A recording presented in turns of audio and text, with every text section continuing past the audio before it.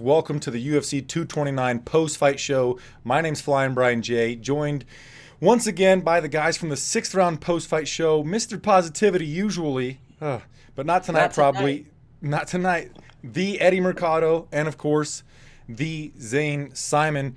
We were talking off air a little bit, getting a little bit of frustrations out, but I know Eddie's got a lot to say on what just happened after the main event of UFC 229.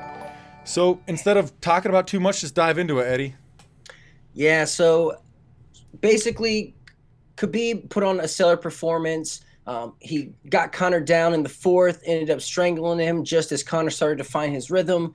Great moment for Khabib, but then completely overshadowed by a dumbass decision to hop out of the octagon, start fighting Dylan Dennis, thus inciting this gigantic brawl, causing other fighters to hop in the ring and swing on Conor McGregor. I mean, it was pandemonium. You know, like who knows who got hurt in this scuffle? Like this is bad business. This is bad news for the sport, bad news for Khabib. Like I understand tensions were high, but like this is a sport. Like if you want to do shit like that, then you go do that outside of the sport. Like I don't want to see that shit. Like, well, I would see it, but like that's completely outside of the sport. I was gonna say, as negative as much as it, McGregor, I mean, pains our moral sensibilities. I don't want to see that in the sport that I love. Yeah, but it's only going to be a huge selling point for the UFC down the line. Honestly, I'm afraid it's going to be like, okay, it's happened once. It's like, okay, now it's going to happen again. Now we're going to just start seeing like, I mean, if that was the case, you would have seen it with like the DC Jones presser brawl. We haven't, that isn't spilled into a rash of presser brawls. I don't know, man. This isn't the end of this beef. You know what I mean? No, it's not. No, but that has nothing to do with like other fighters getting influenced. I mean, the UFC has been stoking. They gave Conor, and I realize he's an independent contractor, so they can't control what he says, but. They really helped feed that narrative that he was willing to spin about like Khabib's camp and Khabib himself, and like they let Conor kind of really play into those ethnic tensions, and they don't run Conor McGregor's Instagram or anything like that where he's calling Zubair Tukhugov a Chechen traitor or any of those things, but there was a lack of deftness on the UFC's hands by not understanding exactly what Conor McGregor was instigating. Oh, but they did though, and that's why they had the presser closed to the public. They knew damn well what they were doing, and they let it happen. I mean, even they were still dramatically underprepared. Like very.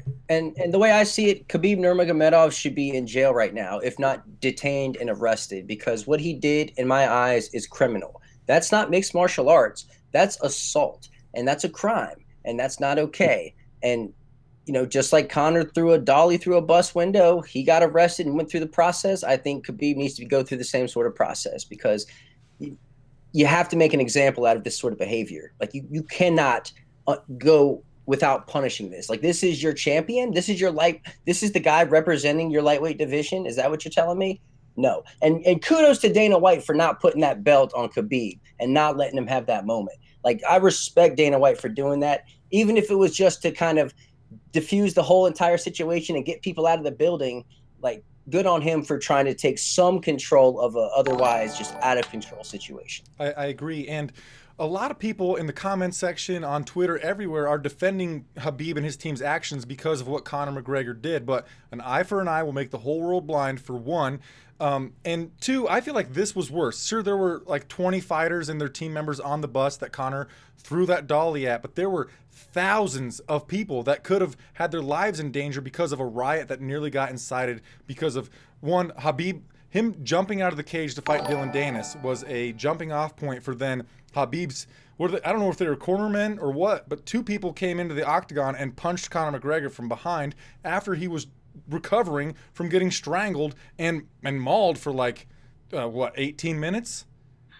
I think it certainly could have been worse, and maybe the fallout will be worse if somebody does get injured really badly from this, we found out. But at the moment, I think you also have to say, like, the outcome hasn't been worse. least physically. The damage people took in that bus attack thing, Michael Chiesa getting all cut up, Ray Borg getting glass in his eyes.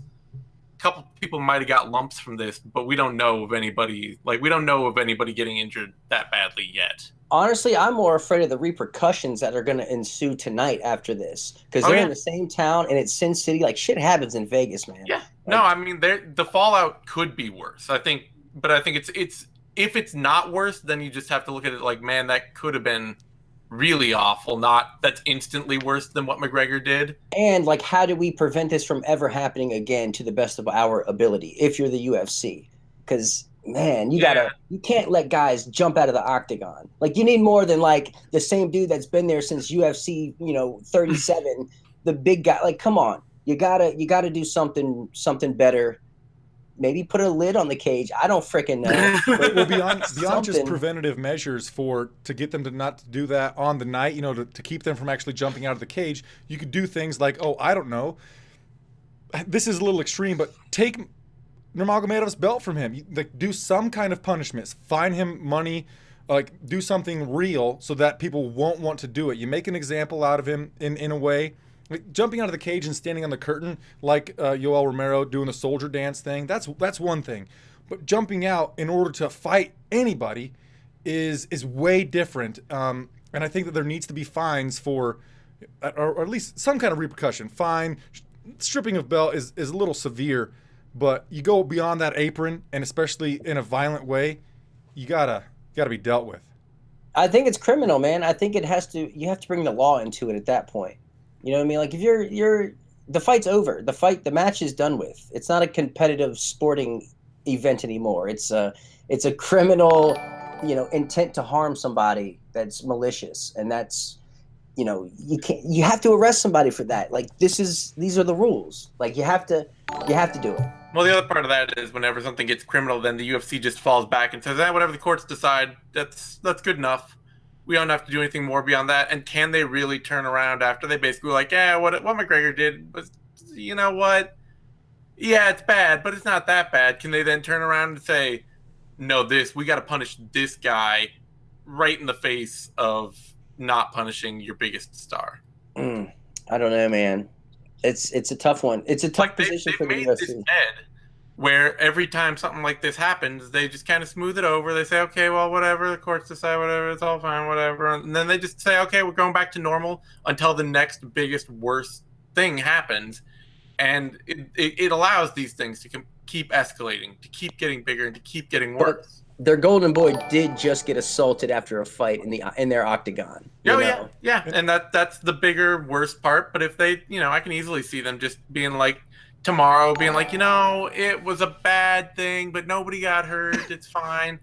And then, next time somebody's pulling a gun out or something like that. And it they have I think they have every track record that they would just let this casually escalate. And I mean, I remember boxing back in the day. You see fights break out, brawls break out, and people getting hit with those old school big cell phones. Remember that? I don't want that in MMA. Come on. I don't want it ever. And people said that our generation is soft, but there's so much scary shit that happens at public events like this. The Eagles of Death Metal thing, that concert almost exactly a year ago in Vegas, just shit like that. This wasn't that severe, I know, but it just scares me. Watching it live and starting to see it unfold, I'm like, oh fuck, we're about to see something real happen here that I don't want to see. And I want to specify, I'm not really negating Nurmagomedov's performance. I'm not sad that Conor McGregor lost. Up until it happened, I was very impressed with Nurmagomedov, and I was thinking as he was pounding on McGregor, how excited I am for them to book him against Ferguson once again. I was happy about the performance right up until, shit hit the fan. Before that, he did everything right. He even hurt Conor McGregor with a looping right hand that dropped him. Didn't take his wits away from Conor McGregor, but on the feet, Nurmagomedov was handling his own business against McGregor. And then, of course, the takedowns and the ground and pound and everything like that. Khabib, fucking incredible performance tonight, right up until the referee called it over. Yep, it's unfortunate, man. It's marred. It's Yeah, I mean, Performance doesn't even fucking matter, dude. yeah, you don't have to. You don't have to detract from Khabib's performance. He did that for himself. Like and I don't even. I'm much less, overwhelmed. I feel like I'm much less like down on the events than you guys, and not just because I'm a terrible cynic or anything, but just because I do think that it's just gonna like, there's not gonna be any fallout to really like get that cleanse where you're like, oh well, that was really horrible, but at least justice was done. It's like we're just gonna kind of have to eat this and move on. Would be my bet. Do you think the UFC does nothing? Like you said, just send it to the law and be like, well, whatever they do is fine with me. Yeah, or maybe I mean, I don't know. There's a sense I could see them, like we're gonna know in the next couple of hours what's gonna go on, because Dana White is the kind of dude who will pull the trigger fast on something if he feels like he can pull that trigger. So he might immediately come out and strip Khabib of his belt or something like that, and we'll know. Honestly, but if he doesn't, I wouldn't be surprised if there's politics behind the scenes where it's like, Dana White, you're not about to strip this guy of the belt, and Dana White's gonna be like, okay. I was worried yeah, about that's that what I'm as saying. well. If it doesn't happen immediately, then you'll know. You'll know that if they didn't do it right away, they're gonna wait for everything to calm down, and then they're gonna be like, yeah, look, everybody, this wasn't that big a deal. Or they'll get Conor and Khabib to meet up and shake hands and hug it out, hold like a little presser. No. Yeah, probably not happening. I was even surprised that Cormier went into the octagon with Nurmagomedov after this all happened and was still trying to calm him down. If I were Cormier, I'd just be like, hey, we got to leave, brother. There's no rationalizing with Khabib at that point, though. Yeah. Like, it don't matter who you are. There's no reasoning. You guys, though, you're overlooking the real tragedy here, which is that we've almost certainly lost Zubair Tukhugov versus Artem Lobov. I was thinking the same thing. They have to. Yeah. They have to scratch that, right? They have to. You can't that would if they even in my feelings that like the UFC will cynically just let this kind of like cool and rebuild. You can't just jump in and be like, well, let's just like restoke that fire right. The hell if you can't, way. You're gonna see this. You're gonna see the brawl footage and the promo vid for it. They're gonna do it. It's the same fight, only with two worse fighters. It's part of the storyline. Yeah, if they do, I mean, then that's when like that's why I'm also just not totally like, oh fuck this is the most a big tragedy. It's just like, well, this is. Yeah. I mean, the reason it's the biggest tragedy for me, two reasons. The first of all is because it shits on the sport. It paints us in a negative light, and we've been in a negative light our whole fucking existence. I'm sick of it. And like the second thing, man, the card was great. So many cool finishes. It was such a good card, and we can't even talk about any of it because the brawl is front and center and takes all the shine away. It's true. That reminds me, our pre-fight ratings, we did a pre-fight show on the MMA Mania Twitch channel, and all of us basically gave it a 6 out of 10 when grading each fight individually. Before this ending thing that we're talking about, what post-fight rating would you have given it, Eddie? Oh man, it had to have been an 8 to a 9. Like, had to have been so many cool. Nick Lentz kicked somebody in the freaking head to get a finish. Remember, I told you in the pre-fight show that it was good. You thought it was gonna suck. I gave it like a 7. It was neat. You know what's funny? I tweeted out as soon as that happened. I was like, "Oh, Nick Lentz winning by head kick. We're in store for a weird one." And sure as shit, we get a fucking brawl going down at the end of this. Like, man, that was like the sign. That was the tip off. Like, hold on, the planets are aligned in some type of way. Big cards like this, we always get someone tripping over a cord and hurting their knee, so we don't get to see their fight. And so this one went off without a hitch, really. Other than we had O'Malley. O'Malley flagged. Yeah, the O'Malley. Hold on, someone snitched out O'Malley, and that's right. He got taken off this card. I wonder who it could have been. John Jones. This is right after his move to Jackson Wink, right? Or no, he's not at Jackson Wink. He's at he's training out with Alex Caceres, isn't he? Or did he move to Jackson Wink? He fights like he's from Jackson Wink. He does. But yeah, other than that pullout, this was a pretty intact card. I thought we might lose Ferguson because he was coming off that surgery. We didn't lose much. And then we kind of paid for it with post-fight thing. Yeah, I mean, well, like I do want to say though, you said we all averaged out to like a 6. We all did give it a 10 to Yeah. start Yeah. as the whole. Even averages be Oh, damned. We the all card's said still a card was 10 too. I gotta say, brawl and all, it's still Oh a yeah, fucking the 10. card was a 10. Fucking We will never forget this card. yeah, No. we'll never forget it. It's high drama, tons of finishes, cool fights, and the main event delivered. It lasted 4 rounds, which nobody saw coming. And then you get the big historic, stain that is gonna make this card forever memorable as a UFC event. I know. We should be talking about how Duke Rufus stopped the fight because of his injured fighter and how cool that is and how much, I wish CB Dalloway had a Duke Rufus in his corner for UFC Moscow when he was just getting pummeled mercilessly.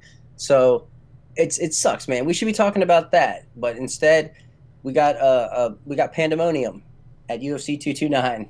That's right. But let's do that. Yeah, the co-main of let's kind of cleanse ourselves of Khabib versus Conor, and the co-main event of the evening turned out to be fucking incredible. I know it was mostly Tony Ferguson like winning the fight, except for when he got caught with a couple of right hands from Pettis in that second round. Dropped 3 times in like 30 seconds. I mean, it was awesome. He looked like he was dead to rights for a moment there. Well, I was seeing flashes of Venata versus Ferguson all over again, and I'm like, well, because of that, I'm like, he's gonna recover fast. And then then we had the stoppage because of the cut, and I just knew Ferguson. He's got that great cardio, kind of like Michael Bisping. You get hurt and you just come right back. I knew he'd be right back, and he's got that cult leader insanity, which means that he's the will is unbreakable there. Oh. Drink his Kool-Aid, I'm telling you. Yeah, he is walking through hellfire and brimstone if he believes that that's gonna deliver him a win. And you know what? I picked Pettis here, and I thought he was gonna win by leg kicks, and he came out throwing leg kicks, and I was like, oh shit! Like, let me find out if he's really gonna do this, But the broken hand. He told his corner, Duke Rufus said, hey, man, if you're not going to fight to the best of your ability, I don't want you going out there. And I respect the shit out of that. You know what I mean? At this point in Pettis' career, that's the right call. He's been to the mountaintop, save him to fight another big fight. Excellent call by Duke Rufus. Well, and he didn't have to go out for that third round, and he's still probably going to get an extra 50 G's because that fight was phenomenal. Yeah. Yeah. And he didn't. And the thing is that like for the late half of Pettis' career, the last few years have been marked by Pettis being more and more fragile, becoming a more fragile fighter, getting more breakable and hurt. And like, yeah, absolutely with Rufus, like you see that happen to him. You've seen the fights lately where that's happened to him. You know how they go, how they end. You saw the Holloway fight. You saw the Poirier fight. You saw the toll that he went through in those fights. You gotta you would have to be blind to think, well, this time it'll be different. Against better opposition. Yeah, but I was super happy that. Well, you're right. People have been questioning Pettis' fire for a while, and even though he did seem a little brittle because he hurt his hand, he broke his hand on the 3 big punches that he landed there in the second round, but his heart, his desire, his fire seemed to be there, and I loved that. I used to love Tony Pettis. He's always been tough as shit. I mean, that's always been his hallmark, is that he's always been ridiculously tough. Isn't it crazy how a guy that gets hit as much as he does, is as tough as he is so damn handsome? Yeah, pretty Tony, man. That's why he's pretty Tony, and that's why T-Ferg can never take the title.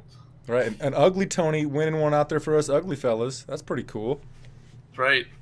We all feel a little better about ourselves today. Absolutely. Hey, if the ugly man can do it, so can we. Yeah, that's right. Right. So, what do you think's next for ugly Tony? Zane? Man. I mean, I would say like he's got to be in title contention, but we have no idea what the title. The title itself isn't even in title contention anymore. Exactly. Like, and there's no way that McGregor is gonna turn around and fucking fight Tony Ferguson. Like, that fight would never happen. Mm-mm. It has to be Poirier and Nate Diaz, the winner of that one. Like, it has to be. Or backwards. Yeah, like Ferguson could fight the winner of Poirier Diaz, or unless of course it's Diaz and McGregor fights Diaz again, because that fight's still right there. There's no way Conor's coming back that soon. No, true, but I mean, Diaz might not either. Diaz might just be like, I'll wait. Yeah, probably what's next is, honestly, I'm going to pick Poirier to beat Diaz anywho, and so then he can fight Ugly Tony for the interim belt, and then Conor comes back like next year and fights Nate Diaz for the trilogy money fight. Makes sense. Sure, I guess.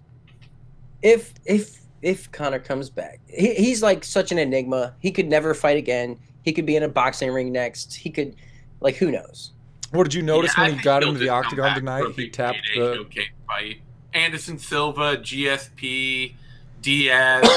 Excuse me. One of those dudes is gonna, he'll step back in and be a spectacle next time too.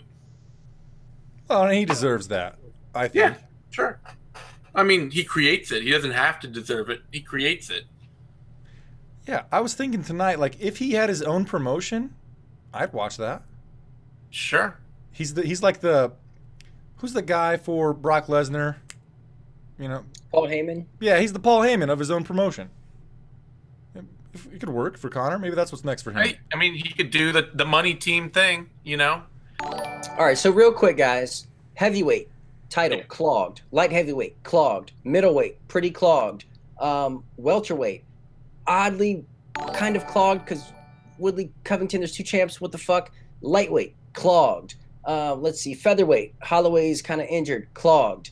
Well, at least Holloway's booked against Ortega at 232, right? Well, let's hope that actually happens. Yep.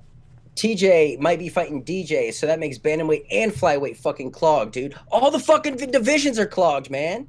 What is this?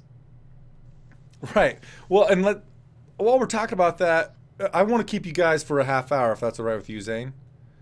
Oh, well, we got another show to do after this, but we can hang out for a few minutes. Honestly, I'm not going to bed at all tonight, so Okay. I can do this forever. Okay.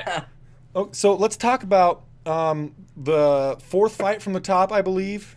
Alexander Volkov versus Derek the Black Beast Lewis. I told you guys in the pre-fight show I felt like Lewis was kind of the O.L. Romero of the heavyweight division, only like way less skilled. And it worked for him. He lost 14 minutes and 40 seconds of that fight and then won. If you can distill Yoel Romero down to a simple set of results, yes, I agree with you. In every other way, Yeah, every other way. no, not at all. But purely as a results-based outcome. Man, sorry, I got to interrupt you guys real quick. So we're getting constant feeds now of footage from Vegas, and there's fights everywhere between fans. Like, shit's going down, man. You got people getting arrested. Part of Khabib's team, a team member's getting arrested. Like, shit is hitting the fan, man. It's not looking good in Vegas. Like, there's a lot of fan footage coming out now. I knew Like, it. yeah, Yeah, that one thing, everyone's like, oh, it's just a one person jumping out of the cage. It's yelling fire in the theater that incited that whole shit and puts people in danger. Man, the Irish are there. The Russians are there. Like, these are proud people, Fuck, man. I hope everyone makes it out okay tonight. I really do. One thing that sucks is Conor McGregor, when he lost via rear naked choke to Nate Diaz, he was one of the most humblest people to ever lose a sporting event of all time. It was amazing to see how humble he was in defeat. He's like, hey, he got me tonight. I was listening to Jordan Peterson recently on the Joe Rogan podcast, and they were boiling it down to, like, why do people hate on Ronda Rousey because of how she took those losses? It's because us as fans, one, we want to see people compete in mixed martial arts at a very high level, which is something that we could never do. But then also, we want them to be better people than we are. So when they lose, we want them to be able to handle the losses really well, so we can kind of look up to them as a person, not just as somebody who punches somebody in the face. And Conor McGregor is somebody who you could look up to as, like, hey, I lost, I didn't get the job I wanted, but, like, I watched Conor McGregor. This is kind of quasi stuff, but Conor McGregor handled that defeat so well, and I was kind of sad that we didn't get to see that. No, I don't think that's quasi. I think that's huge, man. Like when Conor lost to Nate in their first matchup, and he got on the microphone and he was just like, "Hey, sometimes you lose. Nate was the better man." End of story. I was like, "Okay, respect." Another example, Michael Bisping. Well, I forget who whooped his ass. I think it was Rockhold the first time he kicked him in the head. Bisping got on the mic afterwards and was just like, "Hey, the son of a bitch is tough. He kicked me in the head. What do you want me to say?" Like, good. My hat's off to him. And then I became a Bisping fan. I'm like, okay, like I respect that. Like that shows character. That's good character right there. People who don't handle losing well, I feel like it's an extension of their character. So I think it's not quasi. I think I took a lot from Conor losing like a professional and losing with humility.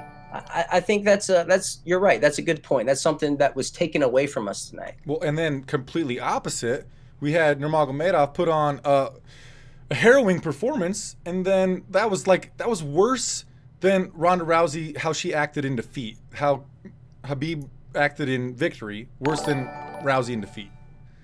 Is that another character thing?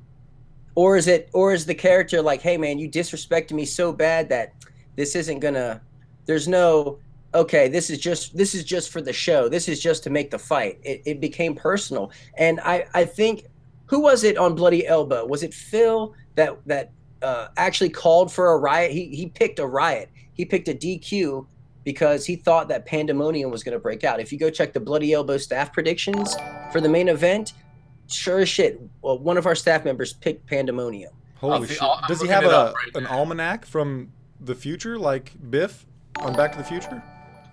Phil is incredibly insightful about a lot of that kind of stuff, if it was him, but no, it was Lewis. Okay, Lewis. I mean, he said this is like he called it.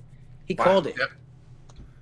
That is incredibly impressive. So Does this guy sell his bets? You better check out the Bloody Elbow staff picks before each event, because there's some Nostradamus mystic members of the media. He said that he thought it would be because Labov would jump into the cage, and so it would be Khabib winning by DQ.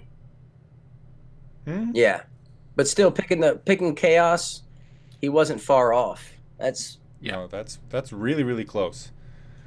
Man, damn it, man. Zane, you got any closing thoughts on that main event, Pandemonium? I mean, it sucks that it's spilling over into additional chaos and violence, and it's not maybe shocking, but if it does have continued rippling repercussions just around the event, that is going to be a problem for the UFC, because that's kind of stuff where, the athletic commission's not going to be happy about that. They're going to have to do something. And it's also a part of global sports. Yeah. Like soccer, like when it's your country out there, it's a different sort of pride, it's a different sort of passion involved. And then when you put that in combat sports, it's like soccer riots happen all the freaking time. Yeah. Like, all the time. Like massive brawls. There's a lot of there's a lot of football hooliganism, not soccer, but like NFL sort of, drunk people in the parking lot and in the stands kind of thing. Yeah. But there's not actually a lot of real hooliganism in the US around sports, you know? So but when you bring in people from different countries where it is a big thing in their country, and you bring in their fans, shit like this is going to happen. But you never see the soccer guys really inciting the riots, though. It's not like, "Oh, I won this game, now let me go attack the other team's water boy or something." No. They don't want to. That's a great analogy. Yeah. Dylan Dennis is basically the water boy. That's not a slight to Dennis. Well, I mean, sort of. He's McGregor light. Did Bloody Elbow have a post about him completing his transformation into McGregor? I don't know. It's probably middle easy. He's the yang to McGregor's yin. That's more of what that is. Do you think McGregor shows up at the post-fight press conference? If he's smart, he does. If he can get a chance and he's smart, he goes and he makes sure that that Khabib and all of his team are banned. If it's that's safe what I was for thinking him. too. I think if it's safe for him, Yeah. he will. Like if Khabib has been barred from the building along with the rest of his team, then McGregor should absolutely go. And it's probably happening right now, and I'm super looking forward to it. So Eddie and Zane are going to kick off and do a 6-round post-fight show that will be posted on Monday on MMA Nation's iTunes and SoundCloud feed, right, Zane? Yep. And I'm just going to go enjoy the post-fight press conference because we're just going to keep this show to a half hour long. I am enjoying your guys' company. You want to give your part of the sign-off, Zane? All right, sure. You can find me on Twitter at TheZaneSimon and Eddie on Twitter over at TheEddieMercado. Both of us over at BloodyElbow.com. We will be back throughout the next couple weeks doing other stuff over on Bloody Elbow SoundCloud and on iTunes and all that, YouTube and all that stuff. We'll probably have a couple other vivisections or something. I'm not sure what the big cards are coming up the next couple weeks. I know the UFC's taking a little time off. But then, of course, we'll be back for UFC Fight Night Moncton in Canada with shit. UFC Moncton. Get your DVRs ready. Get them warmed UFC up. Lobov versus Tukugov in Moncton, and we'll have a pre-fight show, and we'll have we'll be back for the post-fight show and all that stuff, and we'll be back in front of you guys again for that. All this in 2 weeks. Thanks everyone for tuning in. We'll get out of here, Eddie. Thanks for joining me, guys. You can follow me on Twitter at FlyingBrianJ. Follow me on Facebook at Flying Brian Show. I really enjoyed talking about this chaos with the Eddie Mercado and the Zane Simon. Next time we'll be doing a post-fight show. I'm certain that we'll all be Mr. Positivity. Thanks so much for joining us, fight fans. Give the video a thumbs up, and we'll see you on the next one. Namaste.